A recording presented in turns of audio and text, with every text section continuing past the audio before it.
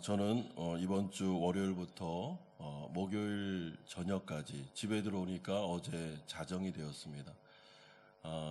한국에 잘 다녀왔습니다.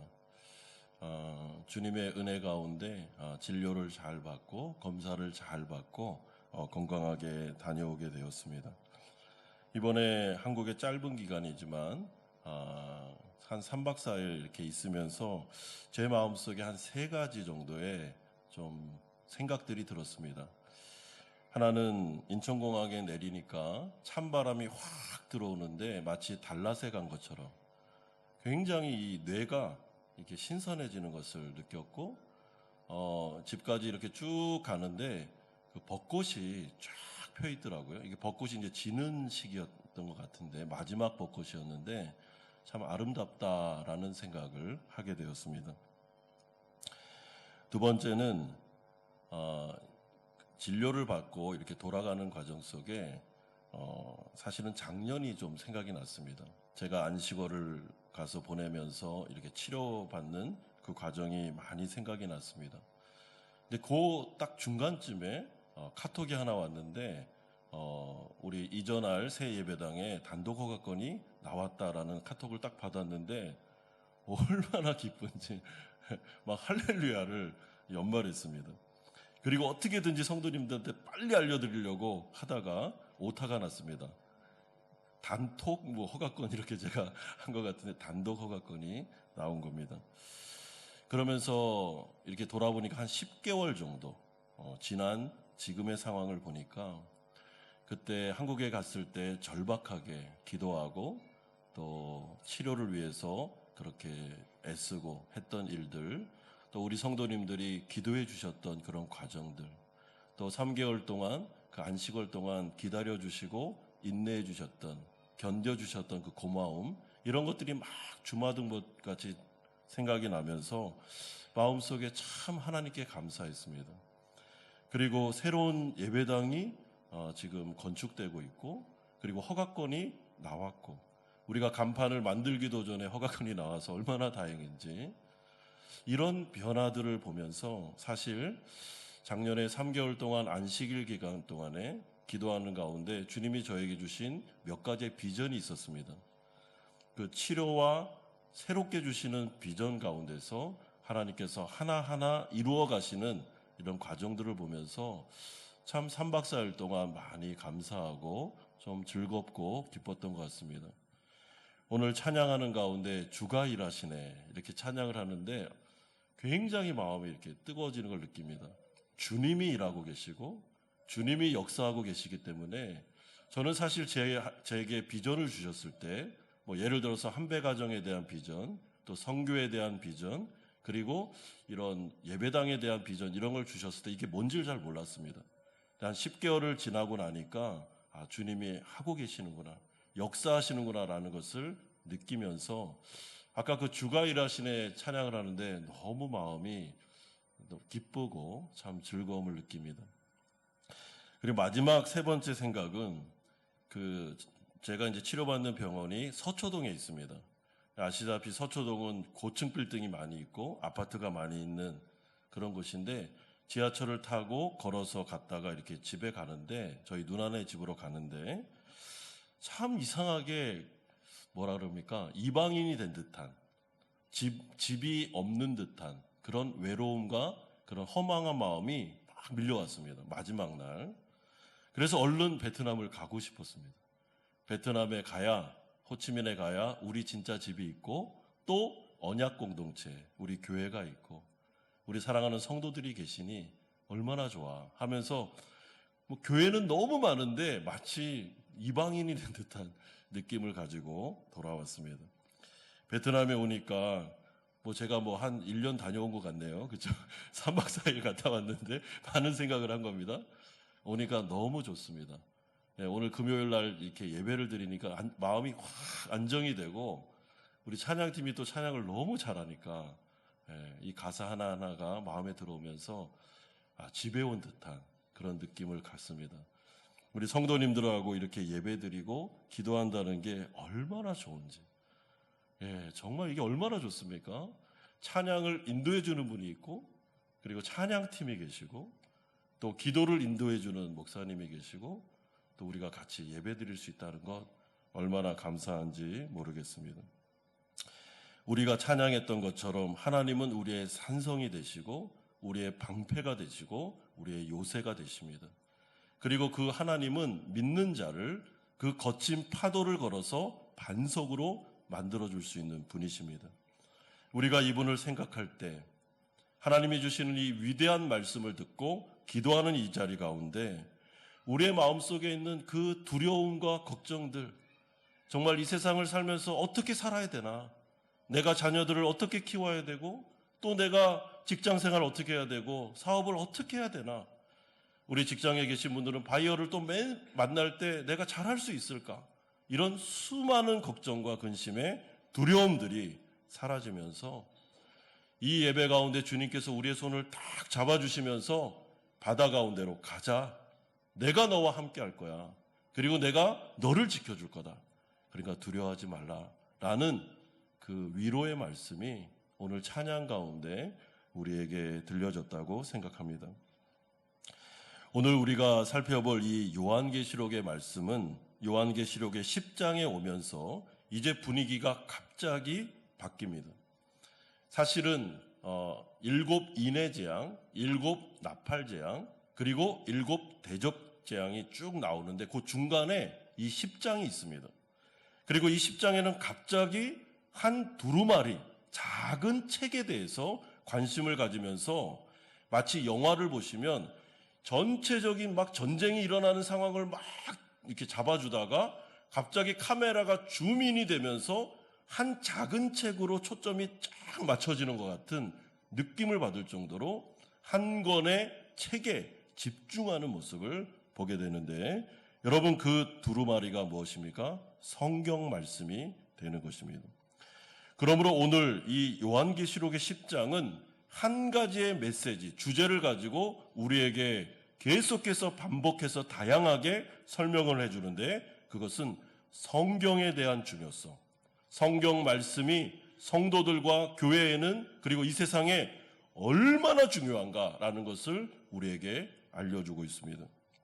여러분, 이 성경 말씀이 그토록 중요하기 때문에 사탄 마귀가 뭘 공격하겠습니까? 이 성경을 공격하는 것이죠. 기독교 역사를 보면 사탄 마귀가 교회를 공격하고 성도들을 공격할 때 여러분 초점을 맞춰서 계속 강력하게 공격했던 게 바로 이 성경입니다. 성경의 정경화, 절대로 이 성경이 정경화되지 못하도록 엄청난 공격들이 있었고, 그러므로 이 모든 것들을 이겨내고 싸움에서 승리한 결과물이 바로 이 성경책이구나라는 것을 알게 될 때 하나님께서 왜 교회와 성도들에게 이 말씀을 꼭 전해줘야 된다라는 생각을 가지셨을까? 오늘 본문을 통해서 우리는 알게 됩니다. 이 성경에는 엄청난 비밀들이 기록되어 있습니다. 전 우주의 모든 운명이 달려있는 그런 복음, 이 미래가 어떻게 될 건가에 대한 그 수많은 기록들이 성경에 기록되어 있으며, 요한이 이 두루마리를 바라보면서 이것이 봉인되어 있었기 때문에, 이것이 펼쳐진 책이 아니었기 때문에 막 통곡하며 울었던 것처럼, 그러나 어린 양 대신 예수 그리스도께서 이 봉인을 떼시고 이제 성경이 열리면서 열린 책이 되면서 우리에게 주어지는 이 사실을 볼 때, 여러분 우리 손에 들려진 이 성경 말씀이 얼마나 귀하고 얼마나 감사한지 우리는 알게 됩니다. 모든 영적인 질문들에 대한, 비밀들에 대한 그 대답이 성경에 기록되어 있습니다. 저는 요즘에 주일날 그 바나바 모임이라고 우리 남자 성도님들 가운데 예수님을 처음 믿은 분들과 풍삼초를 가지고 성경 공부를 하고 있습니다. 그런데 우리 성도님들이 저한테 물어보는 게 정말 다양하게 물어보십니다. 하나님은 살아계십니까? 정말 이 세상은 운명이 어떻게 될 겁니까? 죽음 이후에 세계가 있습니까? 죽음 이후 다음에는 어떤 일이 벌어집니까? 너무나도 많은 근본적인 질문들을 하시기 때문에 제가 좀 잘 준비를 해서 가야 되겠다라는 생각을 많이 합니다. 그런데 정말 좋은 질문이죠. 그리고 제가 설명해 드립니다. 성경에는 그에 대한 해답이 다 있습니다. 그 모든 부분에 대해서 이 성경은 우리에게 가르쳐주고 있습니다. 제가 아는 범위 안에서 다 설명을 드리겠습니다 하면서 참 좋은 시간을 보내고 있습니다. 여러분, 우리 처음 믿는 분들과 성경 공부를 하면 어떤지 아십니까? 진짜 재밌습니다. 예, 최고 재밌는 시간이 우리 처음 예수님 믿는 분과 성경 공부하는 시간, 그리고 그분에게 예수님을 알려주고 하나님을 알려주고 이 비밀에 대해서 설명을 해줄 때 막 이분들이 그 몰랐던 부분을 알게 되면 눈이 동그래지면서 얼마나 참 재밌는지 모릅니다. 자, 하나님께서 은혜를 많이 주는데 여러분, 이 성경이 굉장히 중요한 말씀임을 우리에게 알려주고 있습니다. 첫 번째로 우리가 생각할 주제는 손에 작은 두루마리를 들은 천사가 등장하는 모습이 1절에서 2절에 나타나고 있습니다. 여러분, 1절에 보면 내가 또 보니 힘센 다른 천사가 구름을 입고 하늘에서 내려오는데 그 머리 위에 무지개가 있고 그 얼굴은 해 같고 그 발은 불기둥 같으며 라고 말하고 있습니다. 성경에서 구름이나 무지개라는 이미지가 나오면 이 모든 것들은 신적인 임재, 하나님의 임재를 상징합니다. 그러므로 이 천사가 나타나는데 그가 구름을 입었고 머리 위에 무지개가 있었다라는 것은 이 천사는 성부 하나님, 하나님 아버지의 권위를 가지고 그분께서 위임하신 어떤 임무를 가지고 이 땅 가운데 오는 것을 우리에게 말씀해 주고 있습니다. 그런데 이 천사의 손에는 2절에 펴놓은 작은 두루마리가 들려 있었습니다. 여러분, 사실 이 두루마리는 5장에 가보시면 보좌에 앉으신 이의 손에 들려져 있었던 봉인된 두루마리였습니다. 그러니까 닫혀진, 이렇게 봉인되어 있는 두루마리였기 때문에 아까 제가 말씀드린 대로 사도 요한은 울면서 저 책을 누가 열어주나 라고 하면서 통곡하는 것을 우리는 살펴본 적이 있습니다. 그러나 오늘 본문에 보면 이 두루마리가 펼쳐져 있습니다. 왜냐하면 6장에서 8장에서 우리가 살펴본 대로 어린 양이신 그리스도께서 임봉되어 있던 이 두루마리의 인을 떼셨기 때문에 이 작은 두루마리가 이제는 펼쳐진 채로 천사의 손에 들려져 우리에게 전달되고 있습니다. 또한 이 천사가 오른발로는 바다를 밟고 있고 왼발로는 땅을 밟고 있었다라는 것은 이 작은 두루마리가 온 우주 만물 그리고 온 세상을 향한 예언의 말씀, 비밀을 담고 있다는 것을 우리에게 알려주고 있습니다. 따라서 지금까지의 내용을 종합해보면 이 천사는 하나님께로부터 신적인 권위를 부여받아 하나님의 비밀을 기록한 한 작은 두루마리 책을 가지고 내려오고 있는데 이 책에는 온 세상과 인류의 운명이 결정되는 미래가 기록되어 있는 비밀들로 가득한 책이었다라는 것을 우리에게 알려주고 있습니다. 이런 점에서 미래의 심판에 대해 말씀하셨던 요한계시록이 갑자기 한 권의 작은 두루마리 책에 초점을 맞춰줌으로 말미암아 이제 이 소중한 성경책의 중요성을 우리에게 알려주고 있습니다. 여러분, 기독교에 있어서 이 성경책은 절대적입니다. 성경에 대한 권위를 무시하면 그때부터는 신앙은 자랄 수도 없고 생겨날 수도 없습니다. 그래서 기독교를 뭐라 그럽니까? 계시 의존적인 종교라고 말합니다. 계시에 의존해야 됩니다. 우리는 성경을 떠나서 신앙을 논할 수가 없습니다. 그래서 만약에 이 성경은 100% 하나님의 말씀이 아니다라고 말하면 그럼 대화가 안 됩니다. 그때부터는 그분하고는 우리가 대화를 할 수 없습니다.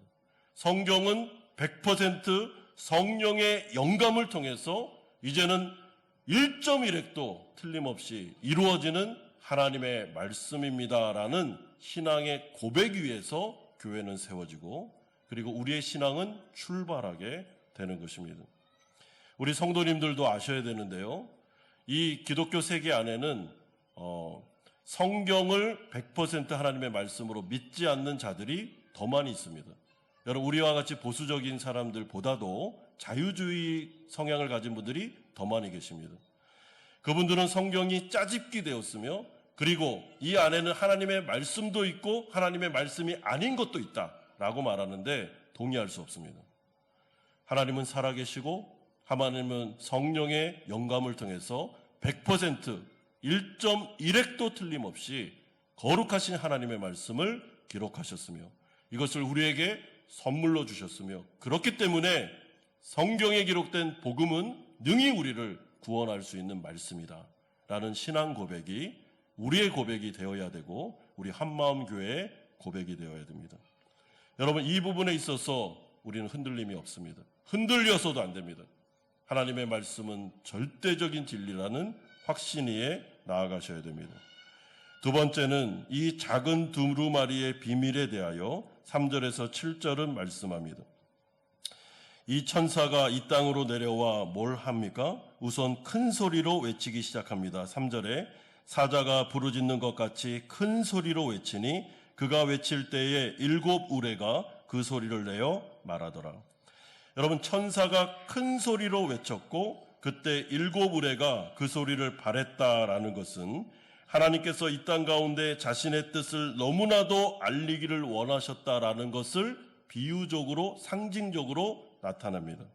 하나님께서는 자신의 뜻을 이렇게 감춰두는 게 아니라 때가 되어 임봉을 딱 띈 다음에 자신의 뜻을 성도들에게, 교회에게, 아니 온 세상에 알리기를 간절하게 원하고 계셨습니다. 여러분, 이것은 하나님의 긴박함과 간절함이 묻어있는 외침이었습니다.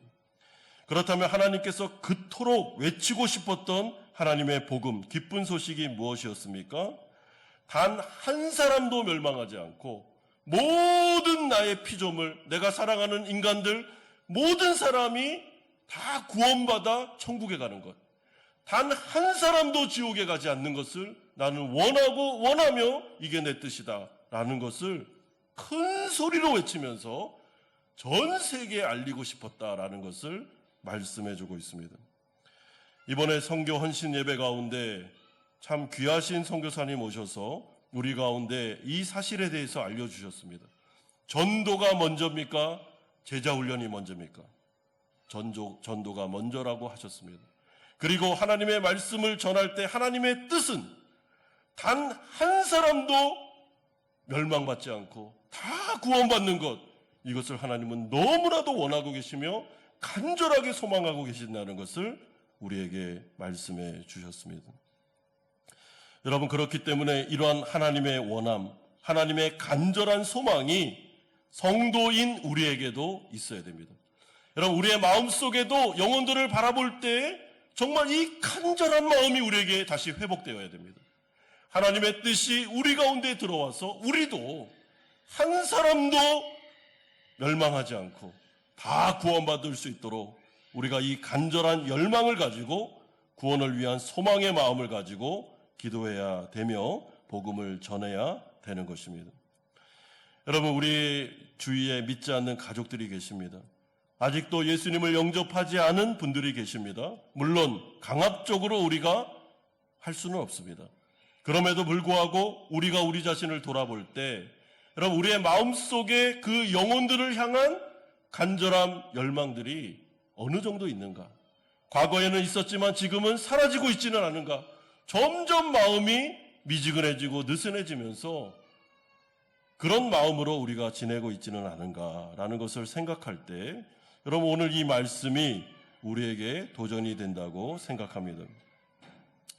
그러나 이 외침에 대해서 천사는 이 외침을 기록하지 말라라고 말씀해 준 다음에 아주 중요한 행동을 하나 하고 있는데요. 5절에 보시면 하늘을 향하여 오른손을 들고 하나님의 이름으로 맹세를 하고 있습니다. 그리고 그 맹세의 내용이 6절에서 7절에 요약되어 있습니다. 살아계신 하나님께서 지체하지 않으실 것이므로 그리스도의 재림의 날에 선지자들에게 전하신 복음과 같은 하나님의 비밀이 반드시 이루어질 것을 말씀해 주고 있습니다. 여러분, 손을 하늘을 향해서 들었다라는 것은 맹세하는 것입니다. 근데 다른 것으로 맹세하는 게 아니라 하나님의 이름으로 맹세를 하고 있는데, 그 맹세의 주제가, 내용이 무엇인가? 이 두루마리 책에 있는 모든 하나님의 말씀은 어떻게 해요? 반드시 성취될 것이다, 반드시 이루어질 거다라는 것을 맹세하고 있습니다. 따라서 이러한 자세한 설명을 통하여 하나님께서 지금 우리에게 말씀하시는 메시지가 있습니다. 그것은 이 작은 두루마리가 바로 예전에 하나님의 종 선지자들에게 전하신 복음을 뜻하는 것으로 지금 우리에게 주어진 성경을 의미하며, 이것은 예수 그리스도의 재림 때에 완벽하게 성취될 것임을, 1.1획도 땅에 떨어지지 아니하고 성경에 기록된 모든 말씀은 다 이루어질 것임을 우리에게 강조해주고 있습니다. 여러분, 이 말씀은 과거에도 성취되었습니다. 지금도 성취되고 있습니다. 그리고 미래에도 마지막 예수님의 재림의 때에는 완벽하게 성취될 것입니다. 따라서 우리가 신앙생활할 때 붙잡아야 되는 것은 다른 것이 아닙니다. 성경 말씀입니다. 여러분, 성경 말씀만 붙잡는 것입니다. 만약에 우리에게 있는 체험이, 그리고 우리가 경험한 그런 수많은 기적들이 성경에서 벗어난 것이라면 과감하게 우리는 그것을 포기하셔야 됩니다. 여러분, 성경이 우리의 바로메타가 되고 기준이 되는 것입니다. 모든 것들의 기준입니다. 성경에서 벗어나는 것은 건들면 안 됩니다. 그리고 성경에 뭔가를 추가시켜도 안 되고 빼도 안 됩니다. 그냥 그대로 이 말씀을 받아들일 때 우리는 구원받을 수가 있는 것이죠. 그러므로 하나님의 말씀인 성경을 대할 때 이 말씀이 지금 이루어지지 않는 것처럼 보인다 할지라도 의심하지 말며 끝까지 이 말씀을 붙잡는 자들에게는 하나님의 언약이 성취되는 것을 보게 될 것입니다. 사랑하는 성도 여러분, 그러나 이 말씀이 오늘날에는 어떻게 증거되고 있습니까?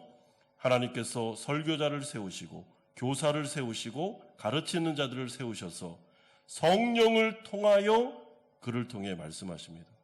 그래서 그 설교자와 가르치는 자가 만약에 성경을 믿고 이 성경의 권위를 가지고 정말 신실하게 이 말씀을 해석해서 설교하고 있다면, 여러분, 그 말씀은 지금 나에게 하시는 하나님의 말씀이 되는 것이죠. 이것이 바로 개혁주의가 추구하고 있는 설교신학입니다. 여러분, 우리는 설교를 할 때 덕담을 하는 시간이라고 생각하지 않습니다. 제가 설교학을 배울 때 설교는 하나님의 말씀을 대언하는 시간이라고 배웠습니다. 그렇기 때문에 이 설교는 너무나도 중요한 시간이기에 여러분, 이 말씀을 대충 준비해서 전하면 안 되고 말씀을 묵상하며 이 말씀에 헌신하며 나아가야 된다라고 저희는 교수님들에게 배웠습니다.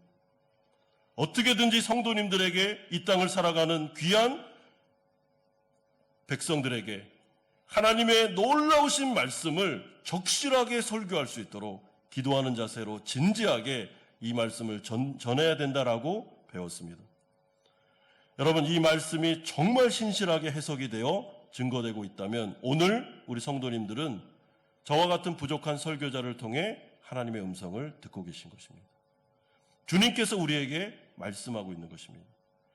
여러분, 주님은 성경을 통하여 말씀하시고 성경을 통하여 기록된 곡조가 된 찬양을 통해 말씀하시고 기도 가운데 하나님은 성령을 통해 말씀하십니다.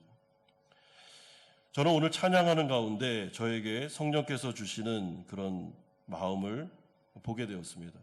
굉장히 마음속에 그 이미지가 마치 거센 파도 가운데 그 파도가 이렇게 반석이 되는 듯한, 그리고 주님께서 저에게 이렇게 손을 내밀면서 가자, 괜찮다, 이 거친 파도가 있어도 갈 수 있다라는 자꾸 그런 생각이 들었습니다. 성령께서 하시는 말씀이라고 생각합니다. 찬양을 통해서 주님께서 우리에게 말씀하십니다. 두려워하지 말라 하십니다. 내가 반석이요 산성이라고 말씀하십니다. 성경의 시편에 보면 믿음의 대표주자인 다윗은 율법을 통해서 하나님을 알았고 삶을 통해 하나님을 경험하는 가운데 하나님에 대해서 이렇게 얘기했습니다. 하나님 나의 반석이십니다. 나의 산성이십니다. 나의 요새십니다. 그러므로 나는 두려워하지 않습니다. 주님께서 나와 동행하시면 못할 것이 없습니다 하면서 그는 적진을 향해서 나아가고 있었습니다.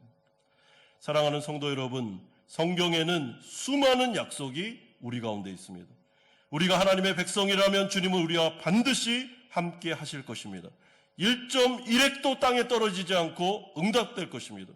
하나님의 약속을 믿고 나아가는 자들에게 지금 당장 그 말씀이 역사하지 않는 것처럼 보인다 할지라도 하나님은 반드시 그 말씀을 지키심으로 우리의 인생 가운데 역사해 주실 것입니다. 하나님은 일하실 것입니다. 그러므로 이 말씀이 우리에게 들려질 때 우리가 해야 되는 것은 우리의 마음속에 있는 어두운 부분, 두려움과 염려와 이 모든 부분을 내어놓고 주님 앞에 나아가 말씀을 붙잡는 것이죠.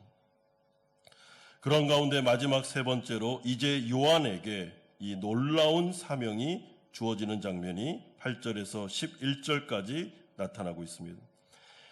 천사가 요한에게 이 성경책을 가지라 한 다음에 그에게 이 성경책을 아예 먹어버리라 라고 말합니다.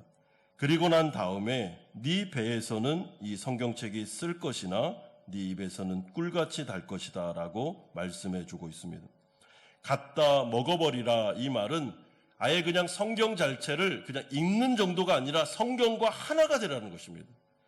시편 1편의 말씀처럼 주야로 묵상하는 가운데 소가 여물을 4번씩이나 이렇게 반복하여 되씹는 것처럼 하나님의 말씀이 완전히 나에게 체득될 때까지 이 말씀을 암송해도 괜찮고 읽어도 괜찮고 묵성해도 괜찮고 그 한 구절의 말씀이라도 이 말씀이 나에게 완전히 일체가 되어서 내 말씀이 될 수 있을 정도로 이 말씀을 귀하게 여기고 붙잡으라라고 말씀해 주고 있습니다. 여러분, 이 말씀이 이 요한에게 먹을 때는 단데 왜 속에서는 쓰겠습니까? 이유가 무엇입니까? 이 말씀은 우리를 변화시키는 말씀이기 때문에 그렇습니다. 여러분, 마치 이 말씀은 수순용 칼과 같이 우리가 이 말씀을 들을 때는 너무 달콤하게 들린다 할지라도 그 말씀이 성령을 통해서 우리 안으로 들어오면 우리를 변화시키고 수술시키고 죄를 끊어내고 그 가운데 역사하는 엄청난 일들을 이루기 때문에 여러분 수술할 때 굉장히 아프잖아요. 그런 것처럼 우리의 변화를 통해서 쓴맛이 날 정도로 어려움을 겪게 될 거다. 그러나 그 마지막은 희락이요 평강이다라는 것을 알려주고 있습니다. 하나님의 말씀은 살아있습니다. 하나님의 말씀은 역사하는 힘이 큽니다. 그러므로 그 말씀을 믿음으로 듣는 자에게 그 말씀은 그의 안으로 들어가 그를 변화시킬 것이고 그의 과거에 지었던 죄를 회개케 할 것이며 그를 수술할 것이며 완전히 다른 사람으로 변화시키는 역사를 이루시기 때문에 이 말씀은 입에는 다나 속에서는 쓴 말씀이 될 것입니다. 또 하나의 쓴 이유는 이 말씀을 듣고 이 세상을 살아갈 때 고난이 있을 것이기에 핍박이 있을 것이기에 말씀하고 있습니다. 그리스도께서 하나님의 약속의 말씀을 붙잡고 걸어가실 때 고난을 당하셨던 것처럼 사도들이 하나님의 말씀으로 인하여 사도행전에 수많은 핍박을 당했던 것처럼 하나님의 말씀을 붙잡고 사는 자들에게는 반드시 이 세상 가운데 고난이 있을 것임을, 핍박이 있을 것임을 우리에게 말씀해 주고 있습니다. 그래서 쓴 것입니다. 그러나 여러분, 그 쓴맛은 결코 우리를 죽이는 쓴맛이 아닙니다. 우리를 살리는 쓴맛입니다. 내 배에서는 쓰고 내가 이 말씀을 붙잡을 때 너무나도 인생이 쓰고 너무나도 인생이 괴롭고 한다 할지라도 절대로 그 말씀을 놓치지 마십시오. 끝까지 붙잡으십시오. 여러분, 순교한다 할지라도 그 말씀을 놓치지 마십시오. 왜냐하면 그 말씀은 반드시 어떻게 해요? 성취되는 말씀이기 때문에 그렇습니다. 그러므로 하나님께서 여러분들에게 주신 말씀이 있다면 왜 하나님께서 이 말씀을 주셨지? 아니, 내 지금 현재의 삶에는 하나도 적용이 안 되는데 라는 생각이 든다 할지라도 너무 말씀을 들어서 회의감이 들고 왜 이 말씀을 주신 거야? 라는 그런 의심의 생각이 든다 할지라도 여러분 그 말씀을 붙잡으십시오. 이 말씀이 지금은 쓰게 느껴져도 나중에는 단 말씀으로 변화시키는 말씀으로 능력의 말씀으로 우리에게 다가오게 될 것입니다. 사랑하는 성도 여러분, 저는 오늘 이 말씀을 들으며 설교를 준비하며 제 마음에 다짐했습니다. 우리 아까 이은하 목사님이 그 기도 제목을 내놨는데요. 본질에서 벗어나지 않는다. 이 성경 말씀을 정말 중요하게 여기고 이 말씀을 강해하고 성도들과 함께 이 말씀을 지키면서 한마음 교회를 이루어 나가야겠다라는 생각을 다시 한번 하게 되었습니다. 사랑하는 성도 여러분, 함께 하셔야 됩니다. 하나님의 말씀 성경을 중요하게 여겨주십시오. 이 설교를 중요하게 여겨주십시오. 그리고 함께 기도해 주십시오. 그리고 함께 이 말씀을 살아내 주십시오. 그래서 말씀이 살아있다는 것을 증명해 주십시오. 그럴 때 교회는 놀라운 하나님의 은혜를 경험하게 될 것이며 믿지 않는 자들에게는 하나님의 놀라운 복음이 전해지는 역사가 나타날 줄 믿습니다. 이런 교회가 되기를, 이런 우리 자신이 되기를 주 예수 그리스도의 이름으로 축원드립니다.